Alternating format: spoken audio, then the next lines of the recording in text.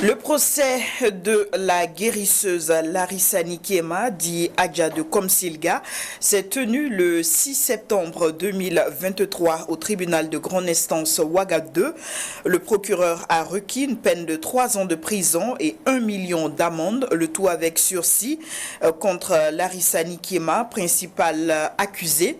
Ces co-accusés, au nombre de 8, ont écopé de 4 ans de prison et d'une amende de 500 000 francs CFA, le tout avec sursis. Un dossier qui est au cœur d'une grosse polémique relative à l'immixtion de l'exécutif, en l'occurrence l'armée, dans une affaire de justice après l'exfiltration de l'accusée Larissa Nikema. Et cette action a causé un tollé au sein de la population et l'appareil judiciaire était paralysé durant plus d'une semaine. Retour donc sur ce procès dans cet élément de Rahim Tapsoba. 36 mois de prison, une amende de 1 million de francs CFA, le tout assorti de sursis. C'est la peine qu'écope Dame Larissa Nikema, surnommée la guérisseuse de Komsilga, au terme d'un procès marathon au tribunal de grande instance Ouaga 2.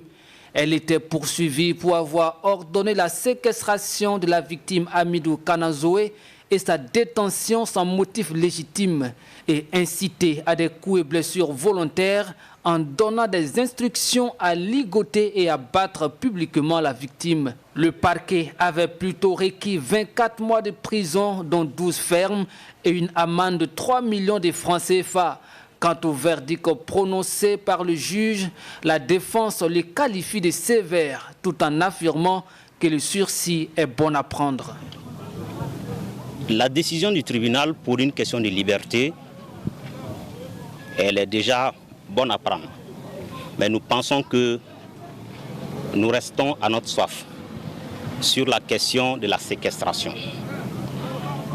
Les peines ont été prononcées au-delà des réquisitions du procureur. C'est certainement dû à l'infraction de séquestration, mais nous avons la conviction que cette décision ne résistera pas en cas d'appel. Contrairement à Dame Larissa Nikema, les 8 co-prévenus ont tous plaidé coupables pour les faits à leur reprocher, à savoir la séquestration, coups et blessures volontaires et atteinte à la vie privée sur la personne de Hamidou Kanazoé. Ils écopent tous d'une peine d'emprisonnement de 48 mois et une amende de 500 000 francs CFA, le tout assorti de sursis. À la barre, la victime a laissé entendre ne pas en vouloir à ses bourreaux. D'ailleurs, il les a accordé son pardon. Le verdict est tombé. Je suis très heureux. C'est ce qu'on demandait à Dieu. Je remercie tous ceux qui ont contribué à ce dénouement heureux de l'affaire.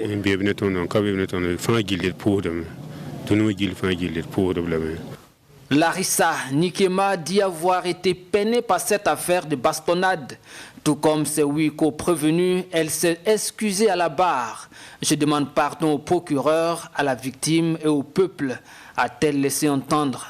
Selon le ministère public, une autre affaire similaire de bastonnade contre Dame Larissa Nikema serait en cours de procédure et pourrait être enclenchée incessamment. En attendant, c'est un procès qui a attiré toutes les attentions qui s'est achevé au tribunal de grande instance Ouaga 2 tard dans la nuit du 6 septembre 2023.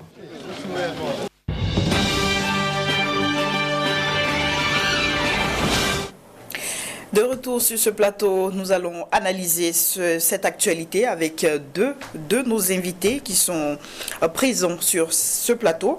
Nous avons Ange Gabriel Kambou, qui est journaliste, président de l'Association des blogueurs du Burkina. Bonsoir, bienvenue. Bonsoir, Vanessa. On dit également bonsoir à Alpha Yago, qui est membre du bureau politique du CDP. Bonsoir et bienvenue. Bonsoir, Madame Diasso.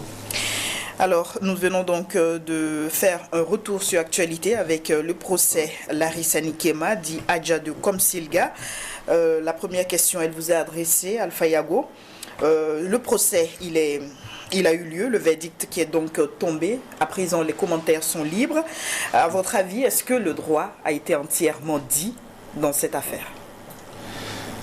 D'entrée de jeu, il faut dire que cette affaire a fait couler beaucoup d'encre et de salive, comme vous le savez certainement, eu égard donc à l'intrusion d'hommes en tenue dans la justice, dans l'enceinte donc de la cour de justice, et dans le but d'extraire donc la prévenue, Dame Adja de Komsilga, comme on l'appelle couramment. Ceci a suscité l'émoi et je pense que de fil en aiguille, des dispositions ont été prises pour que finalement elle se retrouve donc devant le tribunal, et ce qui est une chose donc positive à mon sens. Et le procès a eu lieu, elle a pu s'exprimer, s'expliquer, elle et ses co-accusés, et la défense a pu donc donner de la voix quant aux éléments à décharge qu'ils pouvaient brandir donc, pour défendre leurs clients. Et de l'autre côté, le parquet également n'a pas manqué de pointer du doigt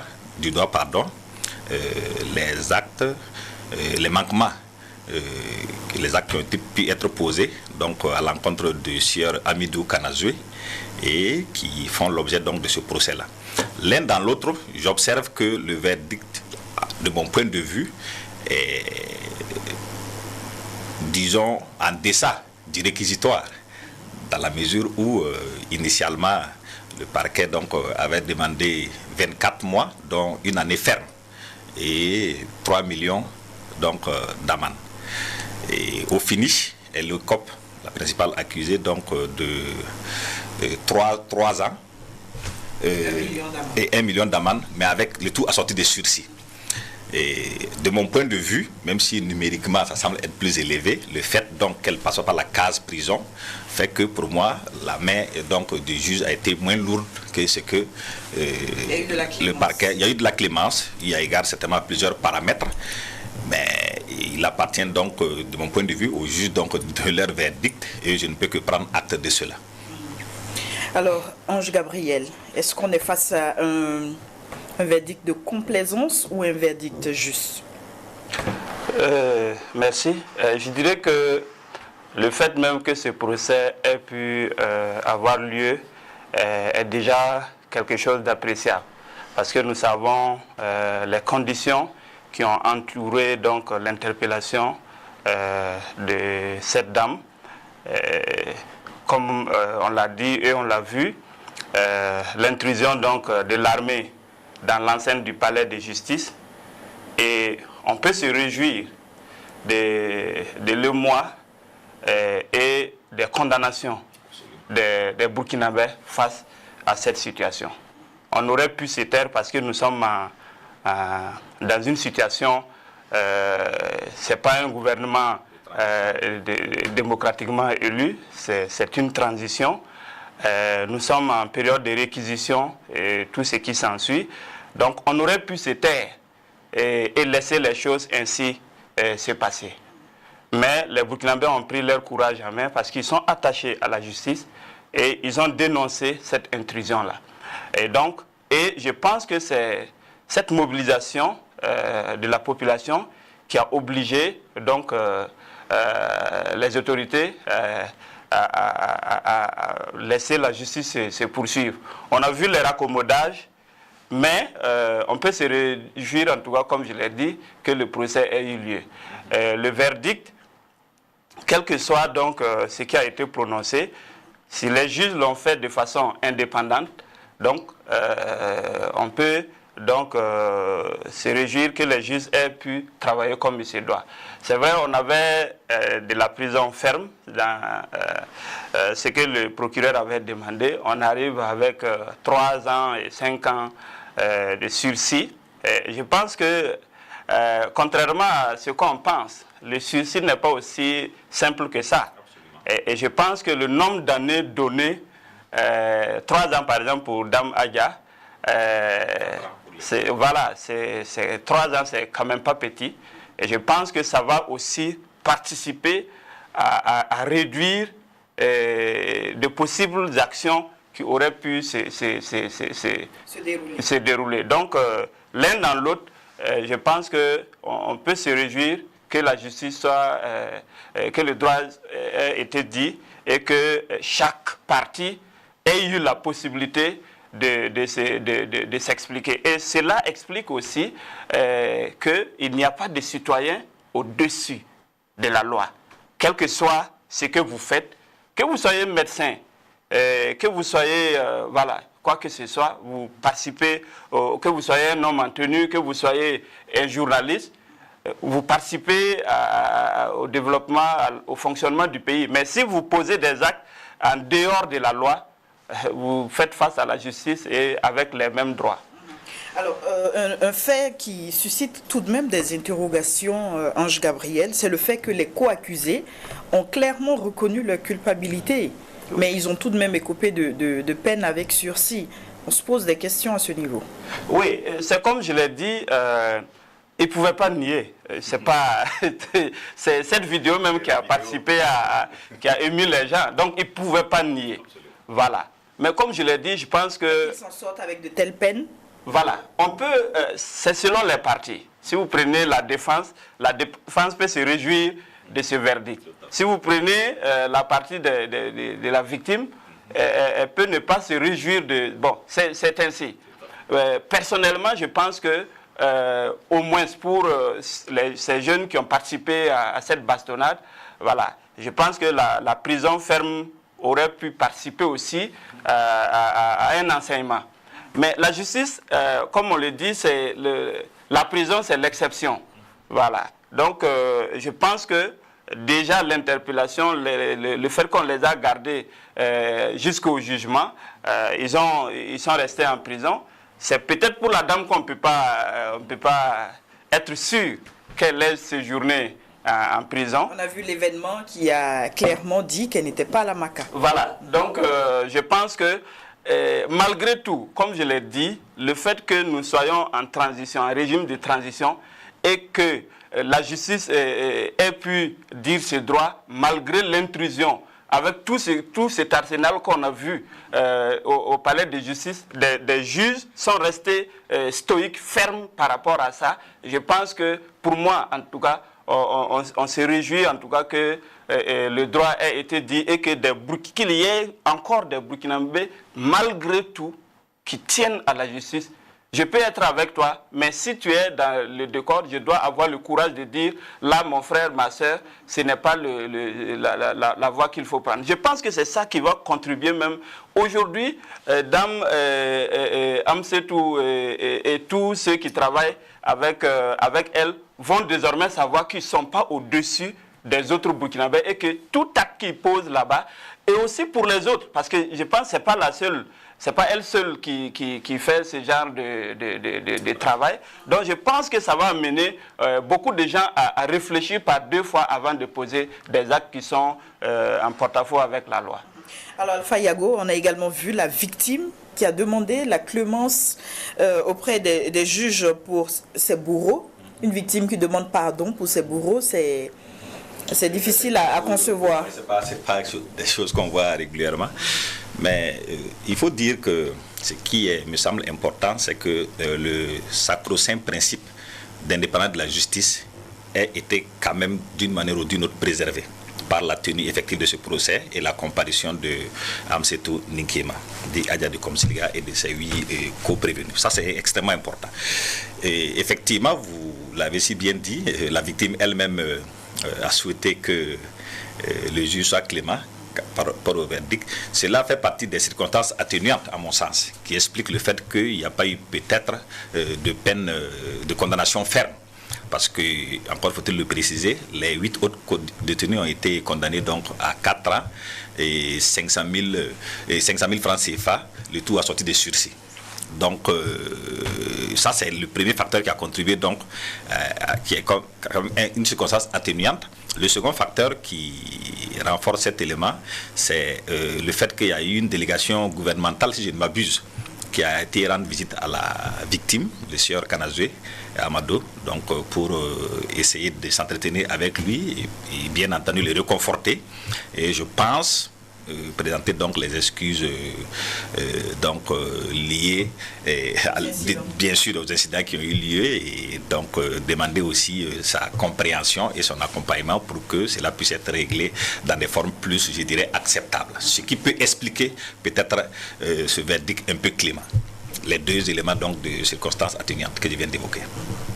Alors, le dossier Adja de Komsilga, un dossier qui nous enseigne beaucoup de choses. Absolument. Tout de même. Et qu'est-ce que vous retenez, vous?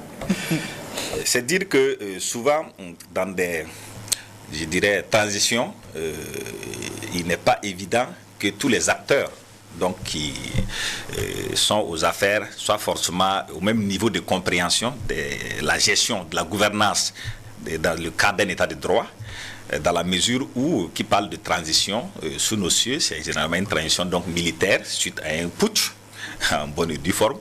Et donc, ce n'est pas des hommes qui sont habitués, bien qu'ils soient bien entendu intellectuels, formés à tous égards, comme les civils, ce n'est pas des gens qui sont coutumiers de la gestion du fait public. Et la notion de droit n'est pas forcément la chose la mieux partagée également à tous les niveaux. D'autant plus qu'en fonction des grades, le niveau d'instruction également n'est pas forcément le même. Donc, certainement pas. D'où j'ai évoqué le sacro-saint principe de la séparation des pouvoirs. Et en l'occurrence, celui de la justice doit être encore plus préservé, surtout dans des régimes de transition, donc d'exception, entre guillemets. Donc, il faille préserver donc, cette institution-là à tout prix. Et vous avez vu le tollé général de l'ensemble de la société, de toutes les composantes, suite à l'intrusion donc malheureuse qui a eu lieu au palais de justice. Et cela, je pense, a été un signal fort à l'endroit des autorités qui se sont réellement démenées, il faut le dire, comme ils pouvaient, pour essayer de rattraper ce qui pouvait l'être et pour que le procès puisse avoir lieu avec le verdict que nous connaissons. Mais il est évident que s'il faut condamner ce type d'action, il faut faire en sorte que la justice puisse faire son travail en toute quiétude, en toute sérénité, et parce que c'est également un facteur de, je dirais, cohésion nationale et ça contribue à raffermir l'unité au sein d'un pays. Alors, Ange Gabriel, on parle toujours de ce dossier, une affaire de bastonnade sur les réseaux sociaux qui devient une affaire d'État. Il y a beaucoup de questions à se poser à ce niveau. Oui, bien sûr. Ça aurait pu être une affaire, je dirais, voilà, qu'on allait, voilà. Mais c'est la qualité des acteurs qui a joué ici. Et surtout, cette malheureuse intrusion de l'armée avec un arsenal militaire, on se croirait à un front de combat. Voilà. Et dès les premiers moments, les soutiens ont voulu faire croire à une alerte à la bombe. On a vu ces fausses news, ces fausses nouvelles courir. Et puis après, bon, la vérité... Voilà. Évoquer une question de déstabilisation. Voilà, non, je pense que j'ai toujours dit sur tous les plateaux concernant cette question sécuritaire, l'insécurité aujourd'hui ne peut pas être un alibi à tout. Non, non, non, nous ne pouvons pas accepter ça. Voilà. Et je pense que ce sont ces injustices-là qui ont conduit à ce que nous vivons aujourd'hui. Et le président de transition, quand il a pris le pouvoir, il a dénoncé la gouvernance, la malgouvernance dans notre pays, les exactions qui ont contribué à la situation. Donc, vous ne pouvez pas dénoncer cela et le lendemain appliquer cela. Non, nous ne pouvons pas accepter. Et si nous laissons les choses, on se dit, quelle que soit l'exaction commise, on dit, vous savez, nous sommes en guerre. Non. Ça veut dire que moi, je peux me lever parce que nous sommes en guerre. Je vais avec une arme, je pose un acte en dehors des objectifs de reconquête, ainsi de suite. Et puis je dis, bon, c'est la situation de la guerre. Non. Voilà. Et je pense que quand on dit que voilà, cette dame, il y a des nouvelles de déstabilisation qui avaient couru, non, il faut toujours suivre la voie normale pour pouvoir résoudre ces problèmes. On n'en serait même pas là s'il n'y avait pas eu cette intrusion de la justice. Et c'est des choses qui pouvaient s'arranger. Vous voyez, comme il l'a dit, ils se sont démenés après pour rattraper. Et vous savez, tout ce qu'on rattrape, ce n'est pas normal. Quand on rattrape, on va voir toujours qu'il y a eu quelque part qu'on a... Voilà. Si vous regardez un mur rattrapé, si vous êtes un vrai maçon, vous savez que le mur a été rattrapé. Donc il faut qu'on évite ça.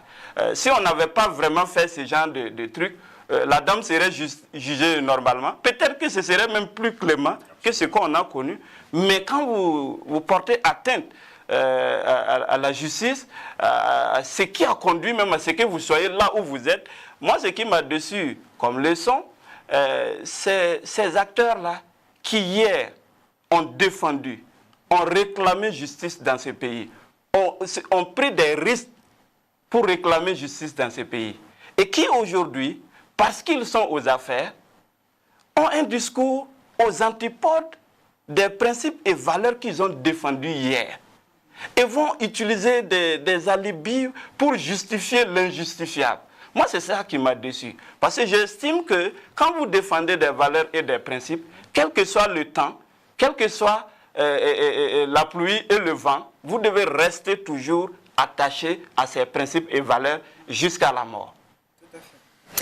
Alors, on poursuit avec un autre dossier qui est tout aussi emblématique pour les Burkinabés, le dossier Norbert Zongo qui connaît du nouveau François Compaoré, le frère cadet de l'ancien président Blaise Compaoré, ne sera finalement pas extradé vers le Burkina pour son jugement dans l'affaire Norbert Zongo. La Cour européenne des droits de l'homme à CEDH a estimé que la France devait réexaminer le décret datant de 2020 autorisant l'extradition vers le Burkina de François Compaoré, sans quoi elle violerait la Convention européenne de sauvegarde des droits de l'homme. Alors, on discute de ce sujet toujours avec nos invités. Alpha Yago, est-ce que vous considérez cette décision comme une victoire? Disons qu'après 6 longues années de procédure et d'attente, nous avons donc le triomphe modeste et nous restons humbles face à cette décision salvatrice et qui est un véritable ouf de soulagement pour donc M. Compaoré, sa famille, ses proches et bien entendu ses soutiens. Ça ne vous aura pas échappé que c'est un acteur politique de premier plan de ce pays. C'est un élément que souvent on oublie dans les analyses. C'est une cabale politico-judiciaire digne d'un film de série B, voire d'un western spaghetti, dont le titre aurait pu être « Il faut à tout prix salir, traîner le nom de M. François Compaoré dans la boue ». Autrement dit, il fallait donc un coupable désigné dans cette fameuse affaire en rapport avec le célèbre journaliste Norbert Zongo. D'autant plus qu'il est évident que des officines se sont mises à l'œuvre pour mener cette cabale politico-judiciaire et qui a couru donc, et qui court encore d'ailleurs jusqu'à aujourd'hui. L'extradition donc a été rejetée fort à propos, vous avez donné les arguments donnés par la Cour européenne des droits de l'homme, dont je salue d'ailleurs l'indépendance et l'impartialité. Je ne pense pas qu'on puisse donc les soupçonner d'avoir subi une influence quelconque. Et ils ont rendu donc leur verdict en connaissance de cause. L'article 3 de la Convention des droits de l'homme tout à fait a été donc évoqué, et entre autres arguments. Mais également il y a le fait que les garanties données par l'État burkinabé pour assurer donc la France et bien entendu l'Union européenne par la suite quant à la sécurité et les conditions donc d'extradition de M. Compaoré étaient difficiles à tenir dans le contexte dans lequel nous vivons aujourd'hui. Après donc 2 coups d'État, et nous l'avons évoqué tout à l'heure, dans le cadre d'une double transition en l'espace d'une année et demie. Donc il est clair que les fondements de l'État de droit sont quelque peu ébranlés, sont quelque peu fragilisés, friables, Et il était difficile pour la Cour européenne des droits de l'homme, s'appuyant donc sur l'article 3 de la Convention européenne des droits de l'homme, de pouvoir donc statuer favorablement à cette demande d'extradition-là. Et donc, nous sommes heureux que cette séquence, cet épisode prenne fin de manière heureuse, mais comme je l'ai dit tantôt, dès le début, les proches, l'entourage, la famille bien entendu, étaient sereins, tout comme M. François Compaoré lui-même, quant à l'issue, dans la mesure où il n'y avait pas réellement matière donc, à donner un avis favorable à cette requête-là. Alors, Ange Gabriel, est-ce que François Compaoré a été finalement sauvé par la CEDH, à votre avis? Bien, merci. Avant de répondre à votre question, je voudrais dire que c'est une grande tristesse pour tout homme épris de justice. Je pense que dans cette affaire, la tristesse que nous exprimons, c'est à l'égard de la partie burkinabé qui, selon le communiqué, n'a pas répondu donc, aux attentes en renouvelant les garanties. Je pense que c'est plusieurs années de combat, de lutte qui aboutissent à un tel fait par le fait que nos autorités, selon le communiqué, n'ont pas renouvelé les garanties. Donc, c'est loin d'être une victoire. Et je dirais que cette négligence entre griffes profite à M. Compaoré. Donc, ce n'est pas la justice qui a été dite pour qu'on puisse dire que, bon, M. Compaoré a été tiré d'affaire. Je pense que je prends cette décision juste sous le prisme de l'humanisme, des droits humains. Parce que, selon le communiqué, donc on ne peut pas envoyer M. Compaoré dans les conditions actuelles. Parce qu'il n'y a pas eu de garantie qu'il ne sera pas maltraité ou bien condamné à la prison à vie, et ainsi de suite. Bon, donc c'est juste ça, ce n'est pas dans le fond de l'affaire. Et je pense aussi que ça n'évacue pas entièrement. Ça n'évacue pas l'affaire. Parce que moi j'estime, hein, comme je l'ai dit tout à l'heure, quand on est un homme, il faut être un homme accompli. Monsieur François Compaoré, quand je vois toute cette gymnastique autour de cette affaire, moi je suis sidéré. Parce que si vous estimez que vous n'avez rien à voir dans une affaire, vous présentez devant la justice, vous apportez vos arguments, le monde va juger et les juges vont statuer par rapport à cela. Mais le fait déjà de fuir la justice est pour moi une preuve que vous vous reprochez quelque chose. Parce que si vous ne vous reprochez rien, vous allez devant la justice. Et je pense, quel que soit le verdict qui sera donné, bon, au moins, vous aurez l'occasion de vous exprimer. Parce que M. François Compaoré détient des choses, des informations. Si on estime que c'est une cabale politico-judiciaire, ben, on a envie, nous qui n'avons pas préparé à cette cabale politico-judiciaire, qui n'avons pas de parti, qui ne sont pas supporters de M. Compaoré ou de cette officine de cabale judiciaire et politico-judiciaire, nous avons envie d'entendre M. Compaoré. Nous avons envie de savoir qu'est-ce qui s'est passé, qu'est-ce qui a conduit au 13 décembre 1998. Donc, si vous estimez qu'on vous accuse de quelque chose que vous n'avez pas fait, donc allez devant la justice et expliquez-vous. Donc, pour moi, déjà, c'est dommage qu'on n'ait pas répondu, à la requête de la Cour de justice et que cela profite à M. François Compaoré. Mais comme je l'ai dit, M. François Compaoré sait en son fort intérieur ce qui s'est passé. Il sait s'il est partie prenante ou non de la mort, de l'assassinat de Norbert Zongo. Donc, pour cela, comme la maman de Norbert Zongo même l'avait dit, là, il y a la justice de Dieu. Et pour moi, aujourd'hui, quand vous n'avez plus la possibilité, il a dit au début, il dit que M. François Compaoré est un politicien de premier plan et qu'on oubliait cela dans les analyses. Oui, il faut prendre ça en compte. Parce que le fait qu'il avait une position de privilège, lui avait profité. Et on avait voulu ranger, enfin, c'était fait. L'affaire avait été classée.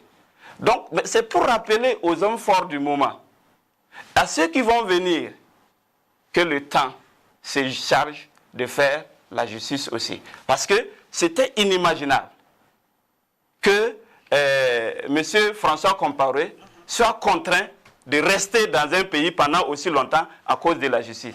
Ce n'était pas imaginable que M. François Compaoré passe devant la justice. Aujourd'hui, c'est une probabilité. Et donc, je pense que, quel que soit votre pouvoir, quels que soient les privilèges que vous avez, vous devez rester toujours dans la légalité afin de... Parce que si M. François Compaoré ne se reprochait rien, il vivrait toujours au pays. La preuve, c'est que M. Yago est là. Pourquoi M. Yago n'est pas en exil? Alors, nous allons rappeler que le frère de l'ancien président François Compaoré est poursuivi au Burkina pour des faits d'incitation à assassinat du journaliste d'investigation Norbert Zongo et de 3 autres personnes qui l'accompagnaient le 13 décembre 1998. Alors, Alpha Yago, nous allons revenir sur certains propos de Ange Gabriel, notamment... la raison expliquée par la CEDH pour rejeter cette requête qui explique que l'État burkinabé, la France en particulier, n'a pas fourni de garantie diplomatique de non-violation de l'article 3 en son volet procédural. Alors, est-ce que, à ce niveau-là, à votre niveau, vous ne vous posez pas des questions? Est-ce que, justement, ce dossier fait partie des priorités du gouvernement actuel? Je suis mal placé donc pour répondre à cette question, bien qu'elle soit pertinente. Je suis mal placé pour répondre à la question, dans la mesure où je ne suis pas dans les secrets de Dieu, ça ne vous aura pas échappé.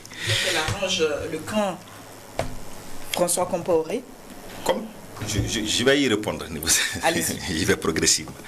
D'abord, le fait qu'il n'y ait pas eu donc de renouvellement de garantie, comme l'a dit mon interlocuteur, M. Kambou, que vous avez repris, c'est très simple. C'est difficile de donner des garanties dans un tel contexte de double coup d'État, où donc l'État de droit est, je dirais, bousculé pour le moins sur ses fondements.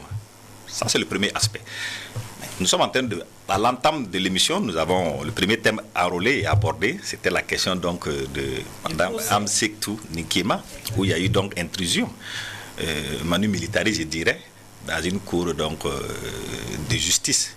Ça, par exemple, c'est difficile de brandir ça comme argument auprès de la Cour européenne des droits de l'homme et qu'elle accepte extrader un citoyen vers un pays où il y a de telles pratiques. Ça, c'est le premier point. Certes, mais ça montre de l'état donc de déliquescence, je dirais, de l'état de droit. Ça a été évoqué et c'est factuel. C'est pas moi qui l'invente. Ce sont les faits. Ça ne concourt pas donc à renforcer l'argument pour lequel, en tout cas, on doit extrader donc le monsieur Compaoré. Le second élément que je vais évoquer, et ça je vais emprunter des arguments qui ont été évoqués par les soutiens de Adja de Komsiliga, qui estimait qu'elle n'était pas en sécurité à la maison d'arrêt de connexion, dans la mesure où les conditions n'étaient pas réunies et qu'elle pouvait donc subir le sort que d'autres détenus célèbres ont eu de par le passé. Je pense, c'est en référence donc au père Augustino, je crois, si j'ai bonne mémoire. Donc, sans être donc, sans vouloir me substituer ou en tout cas faire mien ces arguments, il est évident que c'est des éléments qu'on ne peut pas ne pas prendre en compte sur le plan factuel. Donc, je vais rassurer M. Kambou que s'il fouille bien, et en s'appuyant donc sur les deux éléments que j'ai évoqués là, les réponses se trouvent là-bas. Donc quand les faits sont aussi exorbitants et aussi plausibles, il est difficile de prétendre le contraire. Le monde aujourd'hui est un village planétaire. C'est sûr qu'en Europe, là-bas, ils savent ce qui se passe au niveau de la justice burkinabé, surtout quand ils doivent traiter d'un cas comme celui de M. Compaoré. Ça, c'est le premier aspect. C'est assez facile de faire ces comparaisons lorsqu'on sait que dans ce même laps de temps, il y a eu un jugement d'un ancien ministre et le procès s'est bien déroulé. Il n'y a eu aucune intrusion. De quel dossier faites-vous allusion? Le ministre des Transports qui a été jugé, condamné. Absolument. Et Oui. sans aucune intrusion. Absolument. Mais comme vous l'avez, je l'ai dit d'ailleurs, les personnalités ne sont pas les mêmes, les implications et les enjeux ne sont pas les mêmes. Je l'ai dit à l'entente de mon propos. Certes, avec tout le respect qu'il doit au ministre qui a été jugé, je ne pense pas que ce soit le même ordre, je dirais, de grandeur, pas en termes de personnes physiques, mais en termes d'enjeux, que celui de M. François Compaoré. Ça, c'est une certitude, qui est un acteur majeur donc, de l'ex-parti majoritaire, le CDP en l'occurrence, et qui a donc des centaines de milliers de partisans qui se réclament de lui encore aujourd'hui, quoi qu'on dise. Donc, partant de là, il est difficile de comparer les choses. Et donc, ça me permet d'enchaîner sur l'autre aspect que M. Cambou a évoqué, à savoir donc que sa présence aurait pu permettre donc d'en savoir plus sur la question de l'assassinat de Norbert Zongo. Je vous informe d'abord qu'il y a eu une commission d'enquête indépendante qui a statué sur le dossier, présidée par M. Robert Ménard, un célébrissime journaliste que vous connaissez, et vous savez très bien qu'il n'avait pas d'atome crochu forcément avec le pouvoir en place à l'époque. Vous êtes bien placé pour le dire. C'est lui qui a présidé la commission. Il y a un rapport qui est présent sur le net, auquel vous pouvez donc accéder. Et il est très détaillé et vous devez trouver les aspects. Les inculpés ont été entendus. Ils ont bénéficié d'un lieu en 2006. Je vous informe que M. François Compaoré n'a jamais été inculpé. Parce que pour inculper quelqu'un, quel qu'il soit, parce qu'il n'a pas les droits plus que les autres, je vous le concède, mais il n'a pas moins de droits non plus que les autres citoyens burkinabés. Ça aussi, il faudra que vous me le concédiez. Partant de là, sur la base donc des auditions multiples, il a été entendu et il a bénéficié également d'un non-lieu.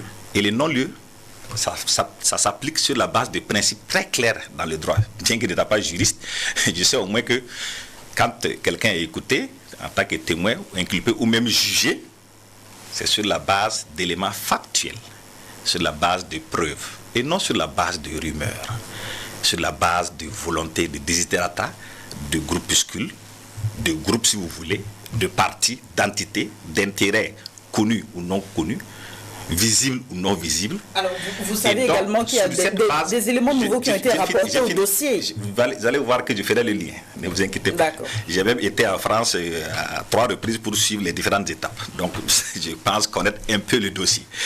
Sans être juriste, je précise au passage, c'est un profane en matière de droit, mais au moins, j'essaie de faire fonctionner le bon sens et l'objectivité. Et donc, il a été relaxé parce qu'il y a non-lieu. Pas d'éléments de preuve.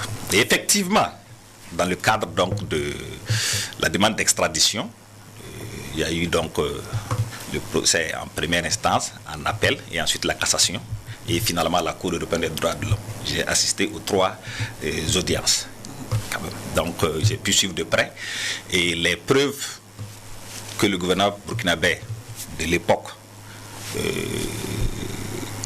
devrait brandir ont été attendues pendant de nombreux mois. Finalement, les preuves qui ont été brandies, et en tout cas qui ont été présentées au niveau du tribunal, sont révélées être quelque part du faux. Et ça a été dénoncé en son temps. Et je pense que même une plainte a été déposée pour faire usage de faux, dans la mesure où il y a eu manipulation, ou en tout cas falsification en termes d'écriture, je ne sais pas quel est le mot exact, dans l'optique de trouver un lien entre M. François Compaoré et les événements du 13 décembre qui sont déroulés à Sapuy. Donc, je précise que donc jusqu'à présent, en dehors de ce faux avéré, entre griffes, parce qu'il faut encore que le procès ait lieu, mais en tout cas qui a été dénoncé par les juges, les avocats de M. François Compaoré, il n'y a pas eu d'éléments nouveaux. Parlons-en des éléments nouveaux. Je ne vais pas me dérober. Alors je ne vais pas me dérober, mais je vais être très bref. Des éléments nouveaux, soi-disant, qu'on cherche encore à voir, parce que jusqu'à présent, il n'y en a pas eu. En dehors du faux, je le dis avec certitude. On nous fait savoir qu'en réalité, il y a des dossiers, des documents qui ont été, quel mot je peux utiliser pour être juste, dérobés, pour être poli, dans le domicile de M. François Compaoré, qui, comme vous le savez tous les deux, a été l'objet d'un pillage en règle lors des événements des 30 et 31 octobre 2014. Donc, si les éléments nouveaux doivent s'appuyer sur des documents obtenus dans de telles circonstances, il y a d'abord matière à réfléchir. Mais, nonobstant cela, admettons. Alors, on attend toujours ces éléments de preuve qu'on a toujours pas. Et c'est ça le plus important. Ange Gabriel Kambou l'a dit, s'il n'avait rien à se reprocher, pourquoi ne pas faire face à la justice? Absolument. Je n'ai pas besoin de revenir sur le contexte. Nonobstant les détails. Oui, bien entendu, je ne reviens pas sur ça. J'avance. Ça me convient parce que ça va dans la droite ligne de mes arguments. Donc, vous m'avez tendu une perche et je l'ai saisie au bout. La violence des événements du 30 et 31 octobre déjà montrait la nature de le degré de la haine que certains individus et certaines personnes, certains groupes d'intérêt avaient, en tout cas nourrissaient à l'encontre de M. François Compaoré, notamment au niveau de son domicile, qui a été même transformé pendant quelques mois en musée. Un domicile privé.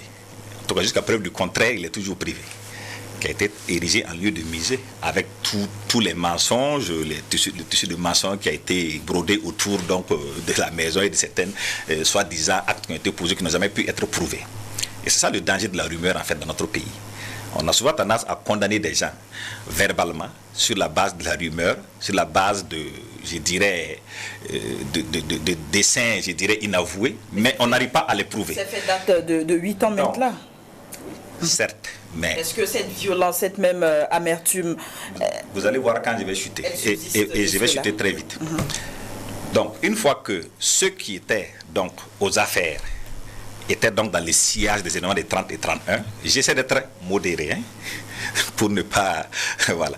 Donc, sont aux affaires, vous comprendrez que pour quelqu'un doué de bon sens, il est difficile qu'il puisse se présenter devant la justice pour demander que le droit soit dit dans les règles de l'art. Ça, c'est la première chose. Maintenant, on a eu 2 transitions. Je vois qu'il y a eu d'impatience. Je suis tout aussi impatient que vous. Il y a eu 2 transitions. La première a duré que 8 mois et la seconde est arrivée dans un contexte où l'insécurité est la priorité. Encore faut-il le rappeler. Je ne dis pas que la question de droit doit être mise de côté ou que la justice doit être mise sous le boisseau. Mais je précise que dans un contexte de transition, il est évident qu'il faut que les acteurs de la transition créent les conditions optimales pour qu'il n'est pas le seul. Il y a d'autres personnes, d'autres exilés imminents à l'extérieur qui ont été condamnés et qui ne sont pas rentrés au pays. Et j'imagine que c'est pour les mêmes raisons. Donc, si les conditions sont réunies pour qu'un procès équitable puisse avoir lieu, un procès où le droit sera dit sur la base d'éléments factuels et que la dignité et la respectabilité de ces différents, je dirais, présumés, voilà, innocents, je vais dire, sont assurés, je suis certain que beaucoup, pour ne pas dire tous, viendront répondre à cet appel. Ça, je peux vous le rassurer. Donc, je pense que c'est une question de temps, et comme il l'a si bien dit, ce n'est qu'une séquence qui a été jouée. L'autre séquence qui consiste à examiner le fond du dossier lui-même, il appartient aux autorités en place à trouver les voies et moyens, la formule, pour que, et il ne faut pas isoler son cas. Comme je dis, il y a d'autres Burkinabés qui sont à l'extérieur pour différentes raisons, en tout cas en exil. Donc il faut créer les conditions pour que eux tous puissent être entendus et que le droit puisse être dit, ou en tout cas trouver la formule nécessaire pour que les avocats soient rassurés que leur client sera traité sur le même pied d'égalité que n'importe quel citoyen lambda. On ne demande pas de faire des faveurs. On demande simplement qu'ils soient traités sur le même pied d'égalité. Absolument. Ange Gabriel. Oui, je pense que le frère a largement eu le temps de parler, mais je ne vois pas la logique des arguments. Je pense qu'il dit quelque chose. Dès le départ, il a dit l'intrusion militaire dans l'affaire Amsetou a joué en faveur de M. François Compaoré. À partir de ce moment, vous reconnaissez que c'est une erreur, c'est un comportement... Il n'a pas dit, il a juste expliqué que le contexte n'est pas favorable. Oui, si vous dites que le contexte n'est pas favorable, vous reconnaissez vous reconnaissez en même temps que cela a profité. C'est comme à qui a profité le crime. Voilà. Donc, je pense, je l'ai dit dès le départ, que le fait que nos autorités n'aient pas répondu selon le communiqué a profité à M. François Compaoré. Donc, voilà. Donc, quand c'est le cas... Soyez précis quand vous me citez. Donc, vous reconnaissez que, voilà, puisqu'il l'a dit, vous l'avez dit, non, vous avez dit ici que le fait que... non, le fait que... Parce que vous interprétez mal mes propos. Non, je n'interprète pas mal vos propos. Si, c'est que vous avez dit initialement. Non, c'est une façon de m'empêcher de dire... Non, calmez-vous, je vais aussi préciser ma pensée. Non, je pense que j'ai été clair. Je ne vous cite pas, voilà. C'est ça que j'ai dit, vous aurez la possibilité de revenir. Parce que c'est une... Non, je connais la technique. Laquelle? Voilà, donc je dis, quand vous reconnaissez, il a dit dans ses propos que on ne peut pas envoyer M. François Compaoré quand il n'y a pas de garantie. Voilà. Donc si vous réclamez des garanties et que le fait qu'il y a eu cette intrusion, cela n'a pas rassuré la Cour européenne des droits de l'homme d'envoyer M. François Compaoré au Burkina pour jugement. Donc c'est ce que je dis. Quand vous reconnaissez ça, ce sont ces faits qui ont profité dans le dossier. Et ici, on n'a pas jugé le dossier pour dire que M. François...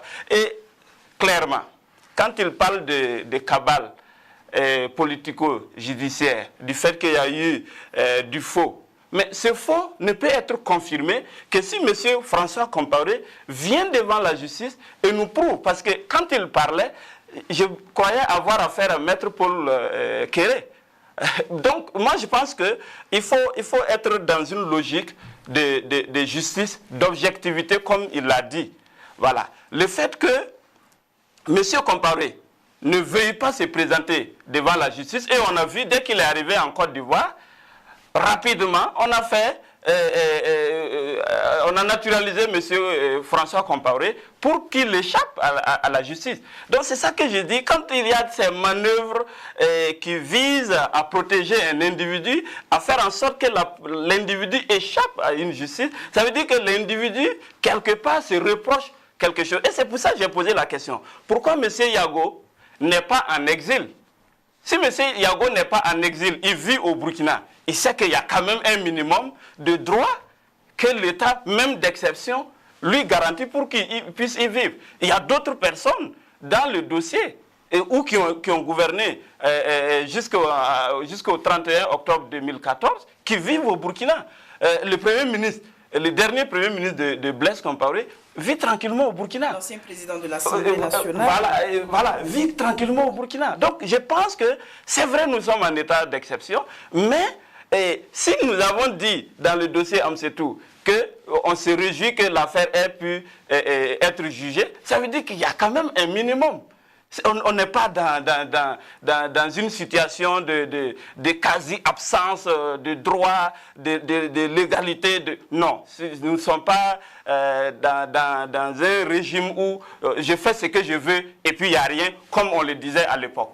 Donc, à partir du moment où aujourd'hui vous avez la possibilité, même en régime d'exception, de demander justice et qu'on vous fasse droit, donc, ça veut dire que M. Compaoré, François, peut venir au Burkina, être jugé, et puis, s'il est innocent comme il le pense, mais le droit sera dit. À ce niveau, il a dit que la personnalité diffère.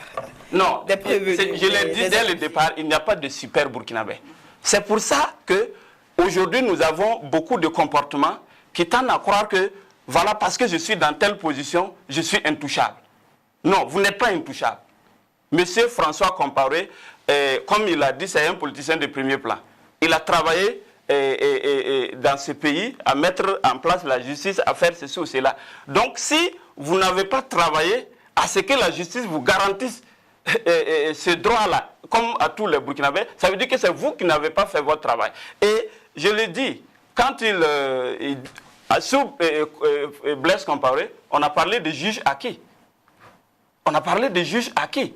Ça veut dire que c'est comme le même scénario qu'il dénonce aujourd'hui avec l'état le régime militaire. Donc quand on parle de juges acquis, Quand on travaille avec ces juges, ça veut dire que les pouvoirs qui viennent travaillent toujours à avoir la justice dans leur besace. Et c'est qu'il faut éviter. C'est pour ça que la majorité des citoyens burkinabés ont travaillé, ces burkinabés ont travaillé à ce que la justice soit indépendante pour pouvoir garantir à M. Yago et à M. Yago la possibilité de se... Parce qu'il ne faut pas qu'on dise, parce qu'il est de tel camp, il n'a pas droit à la justice.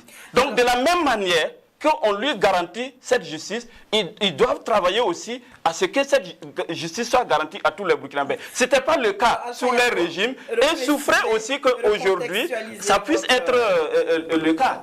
Votre pensée. Il ne faut pas qu'à chaque occasion on dise c'est une cabale politico-judiciaire. Non. Selon l'AIUS, truffé donc d'incohérences, d'approximations et d'interprétations tendancieuses. Non, vous savez, je vous ai écouté, non? Vous voulez appliquer votre technique, donc vous me reprochez. Donc vous voulez rembourser? Non, c'est une injure. Ah bon? D'approximation? Vous dites tendancieuses et ainsi de suite. Restez toujours dans le débat. Je le dis, vous ne pouvez pas juger. Vous ne pouvez pas juger mes propos de cette façon. Restez poli dans la prise de la parole et dans la considération pour l'autre. Monsieur Kambou, voilà. Je vous invite à donc vous calmer. Non, je l'ai dit pour vous. Je suis calme et je vous ai invité le premier à être calme. Et j'ai été calme. Voilà. Si vous n'avez pas de propos respectueux, vous ne pouvez pas avoir mon calme, monsieur Yago. Je reprends donc ce que j'ai dit pour qu'il sache exactement quels sont les mots que j'ai utilisés. Parce que je ne les utilise pas au hasard.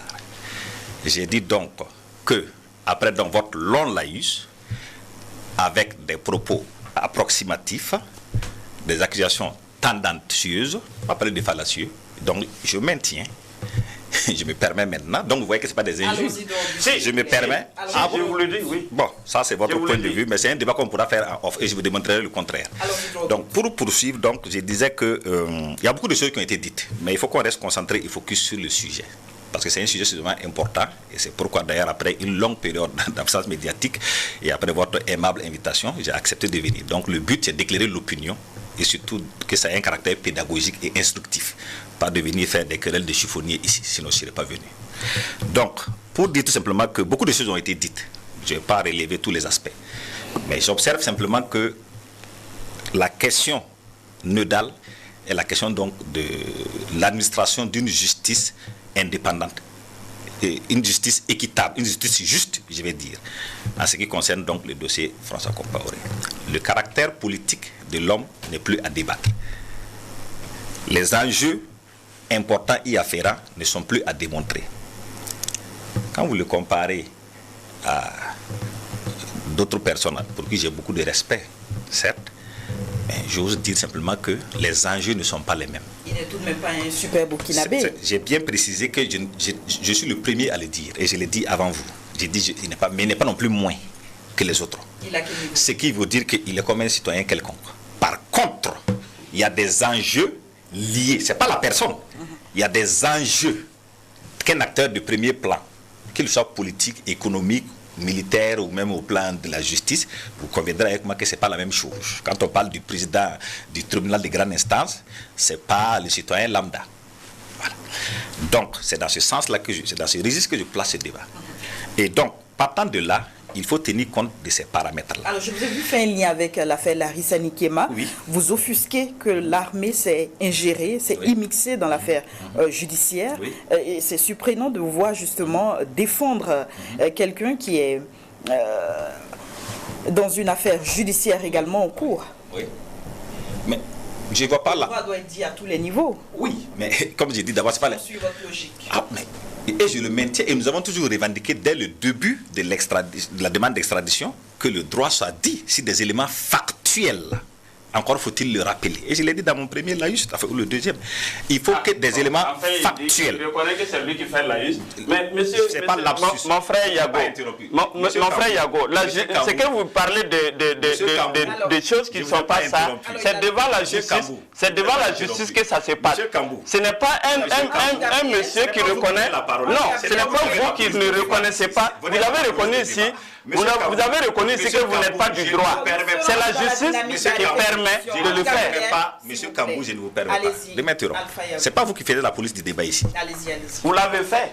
Oui, et vous m'avez demandé de me calmer. Je sais voilà, donc si vous l'avez fait, si vous le faites une deuxième fois, je le ferai. Est-ce que c'est vous qui faites la police des débats? Vu que les deux invités ne parviennent pas à se comprendre rapidement, parce que nous allons devoir poursuivre l'émission. Donc, c'est lui qui m'interrompt, donc il ne m'interrompt plus. Donc, je pense que ce qui est le plus important et ce qui est important à préciser, c'est que quand j'ai parlé de laïus, ça veut dire mon intervention, je n'ai pas parlé de lapsus. Je n'ai pas parlé de lapsus aussi, j'ai repris votre mot laïus. Donc, dans mon laïus, ça veut dire dans mon développement. Voilà, j'ai bien dit que effectivement la justice devrait rester indépendante. Ça, c'est un idéal, c'est ce que nous souhaitons. Mais il n'en demeure que dans la pratique, nous avons démontré ici dans le cadre de l'affaire de Mme Amsetou de Komsiliga qu'il y avait eu matière à redire dans la conduite des affaires de la procédure judiciaire. Et donc, forcément, c'est ce qui a contribué à motiver donc, la décision de la Cour européenne des droits de l'homme. C'est ce qui est une question de bon sens. Maintenant, Alpha Yago est présent au Burkina, tout comme d'autres personnes sont au Burkina Faso. Mais justement, chacun a un dossier qui le concerne et chacun traite son dossier en fonction des éléments, des arguments qu'il a à sa possession et des éléments de garantie qu'il a quant à la bonne conduite de la procédure judiciaire. La justice telle que idéale, c'est ce que nous souhaitons tous. C'est un idéal, c'est voilà, et comme vous le savez, un idéal est difficile à atteindre. C'est un travail continu, c'est une quête permanente. Merci, et donc, dans le cadre de ce dossier, il est évident que notre plus grand souhait, depuis le début, c'est qu'on dise que le droit soit dit, mais sur la base d'éléments factuels, pas sur la base des désirata de quelques individus. Merci Alpha Yago, merci à Ange. Merci aux fidèles téléspectateurs du 100% Info. Je vous donne rendez-vous à une autre date pour d'autres actualités.